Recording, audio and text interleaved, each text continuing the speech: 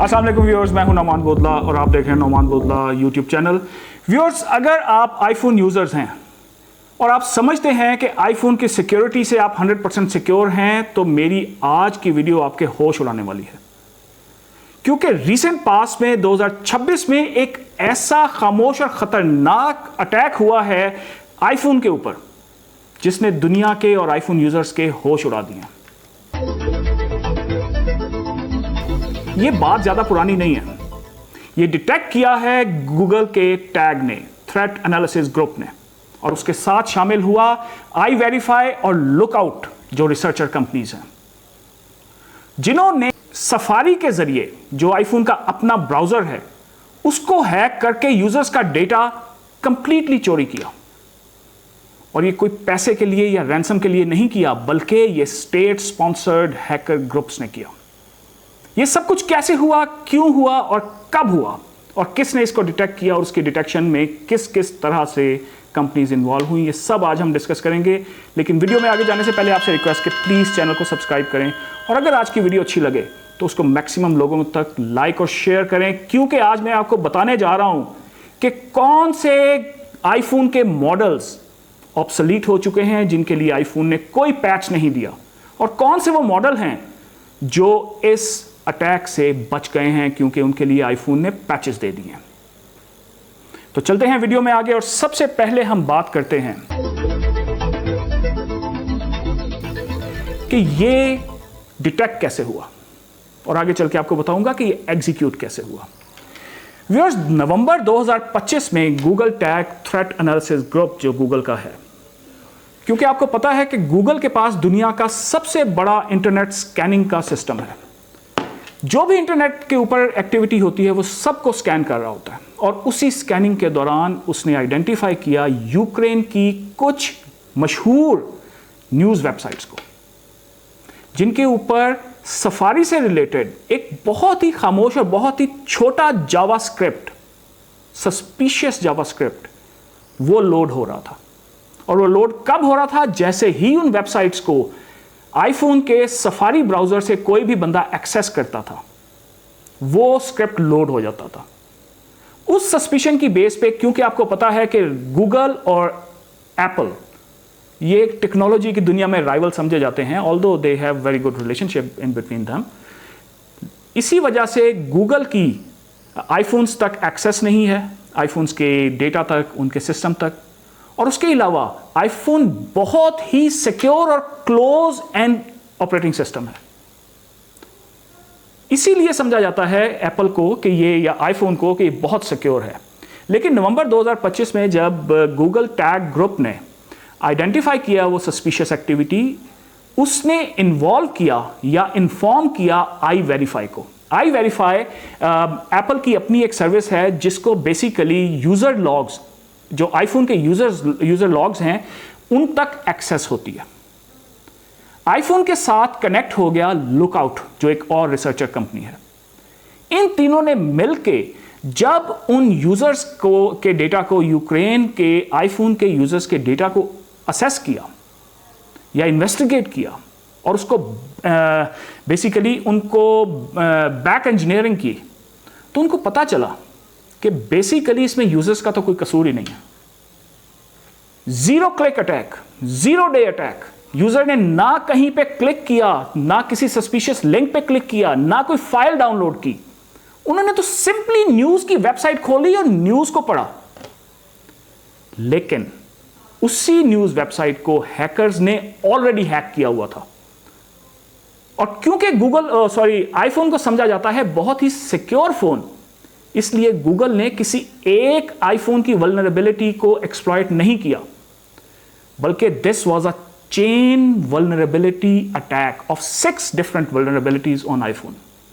और आईफोन के ऊपर किस तरह से हुआ, अब ये समझे जरा। सबसे पहले उन्होंने, मैंने आपको बताया कि वेबसाइट हैक की और उसके अंदर अपना एक मिलिशियस कोड अपलोड कर दिया, और वो जावास्क्रिप्ट था, और सफारी भी जावा के ऊपर ही चलती है, इसलिए जब सफारी के जरिए उन वेबसाइट्स को एक्सेस किया गया, और जिस दौरान व्यूअर अपना या यूजर उधर अपनी खबरें पढ़ रहा था, उसी टाइम वो जावास्क्रिप्ट यूजर के आईफोन के सफारी ब्राउजर के अंदर इंस्टॉल हो गया। और वहां पे सफारी ने अलर्ट क्यों नहीं जनरेट किया? क्योंकि सफारी खुद जावास्क्रिप्ट के ऊपर चल रहा है और वो इतना स्मार्ट जावास्क्रिप्ट था कि उसके सिक्योरिटी अलर्ट उसको पकड़ नहीं सके। अब जैसे ही, अब ये स्टेप्स समझें, वेबसाइट के जरिए वो आया सफारी के अंदर, ब्राउजर के अंदर। सफारी ब्राउजर से उसने आईफोन का जो एक बहुत ही एक्सक्लूसिव सिक्योरिटी मैकेनिज्म है, जिसको टेक्निकल लैंग्वेज में कहते हैं सैंडबॉक्स। अगर आपने सैंडबॉक्सिंग समझनी है तो मेरी एक वीडियो है Xiaomi की, उसके ऊपर मैंने सैंडबॉक्सिंग कंप्लीटली एक्सप्लेन की है कि सैंडबॉक्सिंग होती क्या है। ये ऊपर आप लिंक देख सकते हैं, उसके अंदर जो है वो आप, अगर आप सैंडबॉक्सिंग समझना चाहते हैं तो मेरी वो वीडियो देखें। वापस आते हैं इसी वीडियो पे।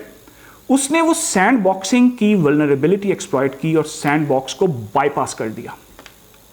और व्यूअर, आपको पता है कि बाईपास सैंडबॉक्स को करने के बाद जिसको आईफोन या किसी भी फोन का दिमाग समझा जाता है उसको कहते हैं कर्नल। कर्नल लेवल बिल्कुल वो होता है जो कि किसी भी डिवाइस के हार्डवेयर लेवल को यूटिलाइज कर रहा होता है। ना तो उसके ऊपर कोई इंक्रिप्शन की काम कर रही होती है, ना कोई और सिक्योरिटी की काम कर रही होती है। सो उस कोड ने बेसिकली कर्नल लेवल को एक्सेस किया और वहां पे जाके अपना कोड एग्जीक्यूट किया। टेक्निकल लैंग्वेज में जो इस कोड ने टेक्निक अप्लाई की है उसको कहते हैं वाटरिंग होल अटैक, यानी कि चीजों को अपनी तरफ खींचना। उसने ब्लैक सॉर्ड, इस ऑपरेशन ब्लैक सॉर्ड के नाम से जो है ये अटैक था। उसने बेसिकली सबसे पहले उसके फ़ोन के व्हाट्सएप को हैक किया, व्हाट्सएप का सारा डेटा लिया, उसके कॉन्टैक्ट्स लिए, उसके मैसेजेस लिए, उसकी, और हद तो ये कि उसने उसका माइक्रोफोन कैमरे तक एक्सेस कर ली। सिर्फ एक्सेस नहीं किया बल्कि हैक कर लिया, और जब उसका दिल किया ब्लैक सॉर्ड का, उसने उसको ऑन किया और वहाँ पे होने वाली तमाम बातें, वहाँ पे होने वाली तमाम मीटिंग्स, उनकी वीडियोस, उनकी ऑडियोज तमाम रिकॉर्ड की, और उन रिकॉर्डिंग्स को भेजा कहाँ? Back to their command and control servers, जिसको हम C2 सर्वर कहते हैं टेक्निकल लैंग्वेजेस में। सो ये जो 6 वल्नरेबिलिटी चेन अटैक था, इसको जब बैक ट्रैक किया गया तो ये पता चला कि ये बनाया किसने? टर्किश एक कंपनी है पारस, जो कि नोन है उसकी जिस C2, ये जो C2 सर्वर के ऊपर अपलोड हो रही थी उनका डेटा, वो ऑलरेडी ऑन रिकॉर्ड था उस पारस ग्रुप का, और जो पारस ग्रुप है वो नोन है इस किस्म की स्पाईवेयर्स बनाने के लिए। उसने स्पाईवेयर बनाया था black sword commercial point of view से, लेकिन रशियन जो FSB एजेंसी है उसने इसको वहां से खरीदा और उसको यूटिलाइज किया यूक्रेन में अपने वॉर जोन के अंदर, जो भी उनके हाई ऑफिशियल्स थे, और उनको जो है उनकी स्पाइंग के लिए बेसिकली एस्पेनेज किया। मामला यहां पे खत्म नहीं होता व्यूअर्स। बेसिकली इसके अलावा iVerify जब इसकी इन्वेस्टिगेशन कर रहा था तो उनको पता चला कि कुछ सफारी के ऊपर अटैक्स सऊदी अरब में भी हो रहे हैं। सऊदी अरब में जो अटैक हो रहे थे वो जब बैक ट्रैक हुए, और यही नहीं, iVerify ने उन यूजर्स को सऊदी अरब के अंदर अलर्ट भी दिया कि सफारी के ऊपर कोई सस्पिशियस एक्टिविटी हो रही है। वहां पे ग्रुप था UNC 6748, ये हैकर ग्रुप था, और उसने तो कमाल ही किया। उसने कोई वेबसाइट्स हैक नहीं की, उसने एक फेक स्नैपचैट बना के उधर स्प्रेड आउट की, जिसका नाम था snapshare.chat। ये किस लिए था? अब समझे जरा कि रशिया ने इसको यूज किया अपने वॉर के अंदर, यूक्रेन के हाई ऑफिशियल्स की मीटिंग्स और उनका डेटा और उनके कनेक्शन सारे स्पाइंग करने के लिए। लेकिन सऊदी अरब में भी ये स्टेट स्पॉन्सर्ड ही कहा जाता है। जो रिपोर्ट्स हैं वो यही हैं कि सऊदी अरब ने भी इसको स्टेट स्पॉन्सर UNC 6748 ग्रुप के जरिए किया, और ये किया उन्होंने एंटी स्टेट पॉलिटिशियन, एक्टिविस्ट्स और एंटी स्टेट जर्नलिस्ट्स की स्पाइंग के लिए। वहां भी एक ट्रैक हो गया। और जब ये गूगल टैग ने, आई वेरीफाई ने और लुकआउट ने इसको बैक ट्रैक किया और इसकी फोरेंसिक की, तो पता चला कि ये सऊदी अरब में होने वाला ये ब्लैक स्वॉर्ड अटैक और यूक्रेन में होने वाला ब्लैक स्वॉर्ड अटैक, बेसिकली ये दोनों एक ही स्पाईवेयर थे जो कि उस टर्किश पारस डिफेंस ग्रुप ने बनाया था, जो कि कमर्शियल बेसिकली एक कंपनी है। सो बेसिकली व्यूअर्स, यहां से अब जो आईफोन की वो मिथ थी कि दिस इज अनब्रेकेबल, वो मिथ टूट गई। जब आईफोन को ये पता चल गया कि उनकी ये मिथ टूटी है, तो उन्होंने फौरन ही 2 सिक्योरिटी पैचेस जो है वो पब्लिश किए, जिसमें से एक था 18.8.1 और एक था 19.3.2। अब ये 2 पैचेस का मकसद समझें। यहीं पे मैं आपको बताऊंगा कि कौन से आईफोन के मॉडल्स जो हैं वो अब सेफ हैं इस ब्लैक स्वॉर्ड टाइप अटैक से, और कौन से सेफ नहीं हैं जो कि वल्नरेबल हैं to these type of attacks. अब जो 19.3.2 सिक्योरिटी पैच है, ये उनके लिए है जो आईफोन 11 से लेके और आज के 17 तक के मॉडल्स हैं। ये सब क्योंकि iOS जो है वो 19 पे चल रहे हैं, तो 19.3.2 सिक्योरिटी पैच है लेटेस्ट, जो आपको बचाएगा इस ब्लैक स्वॉर्ड टाइप अटैक के से। तो प्लीज़ जिनके पास आईफोन 11 से लेके 17 तक हैं, go and check your security updates. अगर आपके पास 19.3.2 इंस्टॉल नहीं है तो प्लीज़ अपडेट योर आईफोन फॉरन। लेकिन इससे थोड़े से पुराने models, iPhone XS, XS Max और XR, ये जो 3 पिछले मॉडल्स हैं जो iOS 18 पे चल रहे थे, इनके लिए पैच दिया, and this was the last patch जो उन्होंने दिया 18.8.1।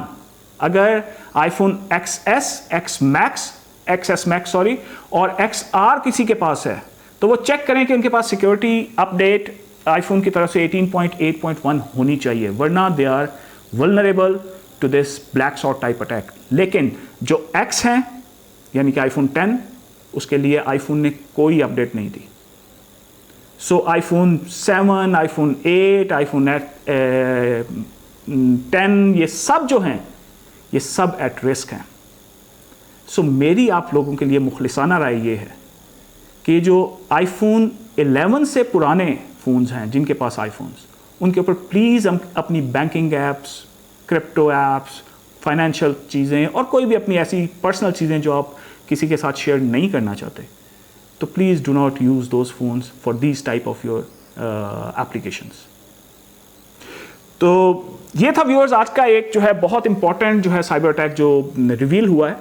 तो ज़रा बताइए कमेंट्स में कि आपके पास आईफोन कौन सा है, आप आईफोन यूज़ भी कर रहे हैं या नहीं, और क्या अभी भी आप आईफोन की सिक्योरिटी मिथ के ऊपर बिलीव करते हैं या अगर थोड़ा सा शेक हुई है वो। तो मिलते हैं अपनी अगली वीडियो में, लेकिन जाने से पहले आपसे रिक्वेस्ट कि प्लीज़ चैनल को सब्सक्राइब करें और अगर वीडियो अच्छी लगे तो इसको लाइक और शेयर करें। Thank you.